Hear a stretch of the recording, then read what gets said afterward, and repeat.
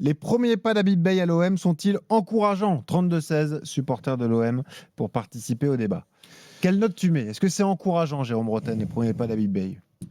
Bon, pour moi, il n'y a rien d'encourageant. Il est dans la continuité de Zerbi. Il y a eu un traumatisme avec cette élimination en Coupe de France. Ça faisait partie des objectifs qu'on avait donnés à Habib Beye quand il est arrivé, de gagner un titre, donc gagner la Coupe de France, parce que le championnat, ils ne peuvent plus le gagner, et de finir sur le podium. Donc, il y a un titre qui est mort. C'est une grosse claque reçue, comme ils en ont reçu à Bruges, mais il n'était pas là. Comme ils en ont reçu au Parc des Princes, mais il n'était pas là. Ils en ont pris une aussi avec lui, mais on va le dédouaner un petit peu de cette défaite. C'était à Brest, il venait d'arriver, même s'il a fait ses choix quand même. En 48 heures, il a eu un impact sur l'équipe qui a joué, mais c'est la responsabilité des joueurs, donc on ne va pas aller trop loin. Je sais que c'est pas ma tasse de thé à Habib Beye, je ne vais pas quand même lui dire « ouais, c'est de ta faute si vous avez perdu à Brest ». Après, il y a eu ce fameux stage. Et il y a ce qui demande. On a vu en effet là où on peut voir. Alors, j'appelle pas ça une patte, mais j'appelle ça des consignes plus. Et est-ce que les joueurs ont pris conscience qu'il fallait faire plus d'efforts? Oui. Pour l'instant, je le vois, je le constate sur les débuts de match, ça c'est la réalité. Il y a un pressing qui est beaucoup plus haut, il y a plus de prise de risque, plus de verticalité, c'est la vérité. Ça, on ne va pas lui retirer. Donc tu vois les modifications tactiques. Il y a des modifications. Alors après, est-ce que c'est cohérent par rapport à son effectif, par rapport à ses choix? Moi, là où je reste sur ma faim, c'est que j'ai pas l'impression qu'il a mis certains joueurs devant leurs responsabilités. C'est-à-dire que il y a des joueurs qui ont été mis sans cesse par De Zerbi, qui ont été décevants, très décevants. Le leadership, même s'il l'a donné à Hochberg, il a quand même plus ou moins laissé à Balerdi avec tout le beau discours qu'il a eu sur Balerdi. Donc, en fait, après ce fameux stage, et ce qui s'est passé contre Lyon, où c'est quand même une défaite, pour moi, pas chanceuse, mais la meilleure équipe a perdu, une victoire. Ouais. La meilleure équipe, pour moi, a perdu ce soir-là. J'ai encore revu le match dernièrement, donc je pense en effet que mon analyse elle est bonne de ce côté-là. Mais vas-y, Soulé. Non, parce que ça me fait rire quand il dit la meilleure équipe a perdu. Mais je te laisse finir. Mais voilà. Et en fait, quand je parle des choix, est-ce que Soulé ou Jean-Michel ont le même avis que moi? C'est que je trouve que par rapport à ses choix et l'équipe qu'il met en place, il y a beaucoup de calinothérapie. Alors, calinothérapie, c'est bien un certain temps. C'est-à-dire qu'ils brossent les joueurs dans le sens du poil. Ils étaient mis devant leurs responsabilités avec De Zerbi et peut-être un peu trop. Je trouve que là... La pédagogie inverse lui n'a pas trop réussi avec Fofana et Samba. Ah ben non, mais non, mais il n'était pas du tout comme ça. C'est surtout ça, Jean-Michel, parce qu'il a changé son fusil d'épaule. Non, mais il a changé son fusil d'épaule là-dessus. Oui, il est rentré en conflit avec des cadres. Jusqu'à ce que les événements l'obligent à rechanger de... c'est juge de la Ligue de Marseille. Mais c'est fait exprès. Mais il a commis des erreurs. Il le sait qu'il a commis des erreurs à Rennes. Il arrive à Marseille, il ne va pas recommettre les mêmes erreurs qu'il a commises à Rennes. Donc, ça, c'est vrai. Ça, c'est une preuve d'intelligence. Tu as raison, Soulé. Non, mais c'est vrai. C'est vrai, on est d'accord. Donc après, comment tu le juges, toi, Soulé? Tu dis que c'est encourageant? Le juger maintenant, je pense que pour moi, c'est un peu trop tôt. C'est beaucoup trop tôt. Ça fait à peine un mois qu'il est, c'est les premiers pas, qu'il est là. Mais tu l'as souligné, Jérôme, on a vu un peu ce qu'il a apporté en termes d'intensité, en termes de verticalité, en termes même d'agression sur le porteur du ballon, chose qu'on avait perdue depuis un certain temps. Il a réglé un peu aussi le milieu de terrain. C'est peut-être pour ça aussi qu'il y a eu ce clean sheet, parce on parlait souvent on pointait souvent la défense du comme doigt. Responsable. Ouais. Voilà. Mais avant ça, tu sais, tu as été milieu de terrain, que si vous ne faites pas les efforts en temps... Soulé, c'est le clean sheet contre Toulouse. J'y reviendrai tout à l'heure. C'est les débuts, ça commence comme ça. Non, mais bon, la vérité, c'est qu'il n'a pas pris de but contre Toulouse. Soulé a raison, Jean-Michel. C'est des trucs qu'il faut souligner, parce que ça fait un mois et demi qu'ils n'avaient pas pris de clean sheet. C'est vrai. Mentalement, ça fait du bien quand vous êtes défenseur. Mais à un moment ou un autre, ça peut arriver d'avoir de ne pas prendre de but. Ça peut arriver, Soulé. Même une défense très moyenne, ça peut lui arriver de ne pas prendre de but. Mais enfin, le tableau de chasse de Habib Beye, et moi, il y a 4 matchs qui se sont passés. Pas 3, pas 5, 4, il me semble bien. 2 fois Toulouse, une fois Lyon et une fois Brest. On est à 10 sur 20, à un passable parce que le tableau de chasse, c'est quand même pas l'aigle royal ou le condor des Andes, quand même. Hein. On est plutôt dans plutôt dans les tourneaux et le moineau. Ben, je veux bien, mais ils n'ont pas rencontré. Et puis, on le disait avant même le match, Soulé, tu nous as peut-être écouté, on savait quand même que Lyon, et là, j'entre pas dans le débat qui c'est qui a gagné, si c'est la meilleure ou la plus mauvaise, j'en sais rien. En tout cas, on savait que de toute façon, et ils l'ont prouvé par la suite, que les Lyonnais étaient sur un fil, et ça y est, ça commence à basculer, ça commence à piocher du côté de Lyon. Mais enfin, c'est Brest, Toulouse 2 fois et Lyon. Et ce qui fait, et moi je veux bien, et on en reparlera avec la sortie de Platoche, je veux bien, mais ce qui fait aussi un peu mal Soulé du côté de, et c'est arrivé à d'autres entraîneurs, ce qui fait mal aussi un peu à Bibey, c'est aujourd'hui le parcours de Rennes depuis qu'il est parti. Ah bah ça c'est sûr. Bah, 4 victoires. C'est même pas que le parcours, hein, c'est l'ambiance dans le club. Hein. J'ai eu encore des gens du club hier. Si tu veux, c'est le jour et la nuit. Ouais, et ça me rappelle, et je fais vite une digression là-dessus, ça me rappelle Luis Enrique qui était remplacé par Luis de la Fuente et qui a été remplacé parce qu'il s'était fait virer et qui voyait que sa sélection espagnole non seulement gagnait, mais écrasait tout sur son passage.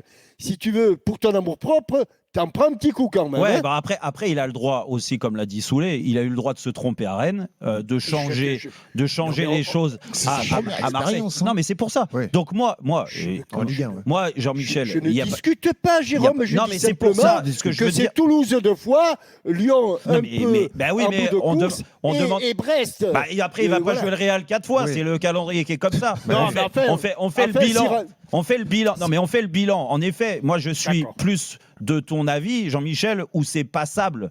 Ce que je veux dire, c'est que l'élimination en Coupe de France, elle fait trop mal dans le bilan. C'est pour ça que je me dis, s'il n'y avait pas l'élimination en Coupe de France, est-ce que vous auriez eu le même discours? Arrête de me dire, vous avez Est-ce qu'on aurait eu le même discours? Mais on en revient à la semaine dernière, quand je te disais que pour moi, la saison était un échec. Soulé, tu me disais, oui, mais si, Soulé disait que c'était fait, ils avaient gagné la Coupe de France.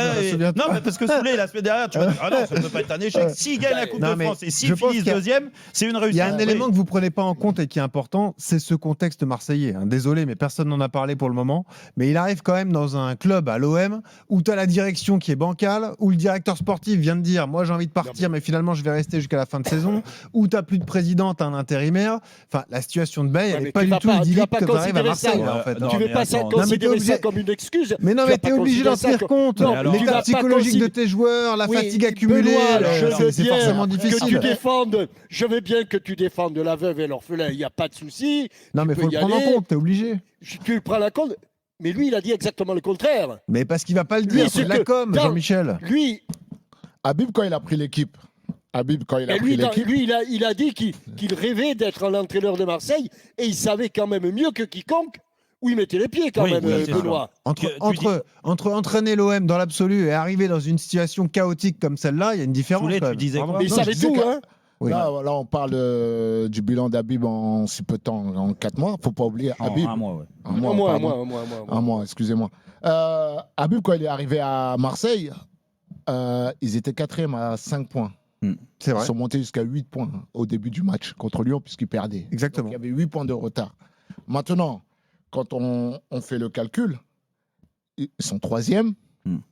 Ils sont à égalité de points. Égalité de points. Ouais, ils sont devant Lyon. Ouais. Pour l'instant, le bilan de Habib, mathématiquement, il est bien. Ah non, mais en championnat, oui, mais Soulé, il n'y a pas de problème. Mais sur le bilan, tu ne peux pas mettre de côté la Coupe de France. Et ce qui s'est passé. Ça, je suis d'accord, c'est un échec. Et puis après. C'est un échec parce que lui, ça faisait partie de ses objectifs, la Coupe de France. En 4 matchs, ça fait déjà. C'est une claque dans la tronche reçue. Et puis, l'autre chose pour moi. Tu perds au tir au but. L'autre chose pour moi qui est dure à entendre, c'est sa communication. En fait, Habib, il a toujours été comme ça, la preuve, il est devenu consultant aussi grâce à ça, parce qu'il parle bien, il raconte bien le football. Sauf que quand tu es entraîneur, on s'en fout un peu que tu racontes bien le football. Il faut raconter la vérité, ce que tu vois, et faire la bonne analyse. Tu préférerais quoi alors? Non, moi je préfère. Tu préférais la com de De Zerbi? Tu préférais quoi? Je trouve. Non, mais peu importe. Mais écoute, moi j'aime bien quand on me dit quand on me prend pas pour un con, je suis désolé, quand je regarde un match et que je vois qu'il y a un match, un idiot, pardon, où il y a eu des difficultés, c'est bien et c'est pas grave, même dans un contexte à Marseille ou à Paris ou tout ce que tu veux, dans un autre club, c'est bien de reconnaître des erreurs et les manques qu'il peut y avoir sur le match et puis les corriger par la suite. Moi, on m'explique à chaque fois que c'est fantastique, c'est ceci, c'est cela. Là, on l'entend, le match contre Toulouse, la vérité, c'est bien, il gagne. Tant mieux. Et ben, sers-toi de la victoire pour dire, OK, on a gagné. La victoire, elle est comme là. Le plus important aujourd'hui, c'est de prendre des points parce qu'en effet, on a du retard. Tu as trouvé que c'est pas voisé là après cette victoire à Toulouse. Si tu me dis que contre Toulouse, ils ont fait une bonne première mi-temps. Mais c'est pas ce qu'il a dit. Il a dit moi, je suis content du fait qu'on ait gagné et qu'on n'ait pas pris de but. Réécoute bien tout. On a fait une bonne première mi-temps contre Lyon. On méritait de gagner. Le match de Coupe de France, ça s'est joué sur 2 coups de pied arrêtés contre nous. Les coups de pied arrêtés, ça fait partie du jeu. Mais ce que j'ai constaté, moi, le match de Coupe de France, c'est que c'est pas que sur les 2 coups de pied arrêtés que tu perds le match. Parce que la fin de match est très compliquée, t'as peur et t'attends qu'il y ait des tirs au but. Donc c'est bien aussi de reconnaître, parce que le problème, c'est que quand tu fais ça, les gens, bien sûr, tu vas dans leur sens. Ah, regarde, il essaye de protéger le club, il essaye de protéger les joueurs, il essaye... Mais les supporters, les gens, les amoureux du foot, au d'un moment, tu te dis, mais attends, tu parles bien, mais on en a marre de t'entendre. Et rappelle-toi des banderoles, j'en reviens à Rennes, où à Rennes, il parlait bien aussi de la même façon. Qu'est-ce que c'était la banderole des supporters quand il est parti ? Bey, tu parles bien, ou je sais plus, il y avait un truc où il se foutait de sa tronche sur la communication. Donc je trouve que là-dessus, il doit aussi progresser. Soulé. Et après, on accueille Alexandre. Et je fais toujours des photos. Et je suis, tu sais, tu me connais pas trop, mais je suis un anxieux. Et quand tu regardes le classement, effectivement, ils sont passés, enfin, ils sont au même niveau que Lyon, et ils sont passés devant au bénéfice de la différence de l'avérage, ouais. Mais Soulé, il y en a une qui m'inquiète derrière et qui arrive à fond les manettes. Et tu te rends compte, si tout à fait par hasard, dans les semaines qui viennent, si Rennes venait à passer devant Marseille. Ouais, mais si, tout à l'heure, quand je disais si, on m'a repris le volet. Maintenant, vous êtes là en train de... Je te dis pour simplement... l'instant, c'est pas le cas, t'as raison. Je te dis simplement qu'aujourd'hui... Si l'OM gagne tous leurs matchs aussi. Ils sont trop durs, laisse tomber. Ils ont repris 5 points et il fallait le faire devant Lyon, quand même. Oh, on parle de l'Olympique Lyonnais. Mais alors, je te dis pas, je mets pas de si, mais ils ont une autre équipe qui les talonne. Donc, si tu veux, le danger vient de partout maintenant. Hein. Bah oui, mais la fin de saison sera difficile, quoi qu'il arrive, évidemment. Et on a retrouvé la banderole à Rennes concernant Habib Bey. C'était une année de plus à s'ennuyer. Bey, les grands discours. Voilà, enfin, c'était s'ennuyer, façon de parler. C'était un peu plus vulgaire que ça. Non, mais de toute façon, la vérité, c'est que ça, c'est terrible pour lui. Et comme le dit Jean-Michel, il y a un gros désaveu pour lui par rapport à ce qui s'est passé à Rennes. Donc, à lui de corriger le tir, en effet, mais il part avec un bilan très négatif, tu vois, pas en termes de résultats, parce que la vérité, c'est qu'à Rennes, en termes de résultats, il a rectifié le tir sur la première partie de saison. Question évidente, avant d'accueillir Alexandre, est-ce que si il qualifie l'OM directement en Ligue des Champions, il aura réussi sa mission?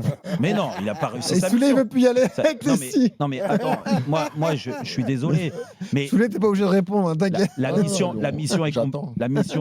mission est compliquée. Mais c'est pas non plus un objectif inatteignable quand tu vois notre championnat de finir dans les 4. Non, si il qualifie l'OM directement. Ouais. Mais ça fait partie de ses objectifs. C'est un même l'objectif. S'il est qualifié en Ligue des Champions, c'est un objectif. C'est un objectif. Exactement. Mais Benoît, on n'en est pas là encore. Ah bah non, ça c'est pas fait. On n'en est pas là. Et moi j'attends de voir parce que Jean-Michel il dit Rennes, attention à Monaco aussi qui va les recevoir, donc tu as 3 points en jeu entre les deux. Il y a Monaco-Marseille. Oui, il y a Monaco-Marseille. Et il y a il y a des choses qui se compliquent un petit peu. Le dernier match, vous savez ce que c'est? Marseille-Rennes. Marseille-Rennes, le dernier match. Non, je ne l'avais pas vu. Autant pour moi. Alexandre, tiens, supporter de l'OM. Si Marseille rencontre Rennes en dernier match, Soulé. Ah bah ouais, là on verra. On verra. C'est le Bailly. C'est au Vélodrome. Là, on fera un Rotten sans flamme délocalisé. Ah ouais, super, au Vélodrome. Tu t'y engages, Jérôme? Ah ouais, bien sûr. Ah bah super. Plaisir. Ils vont être contents, du moins certains de me voir.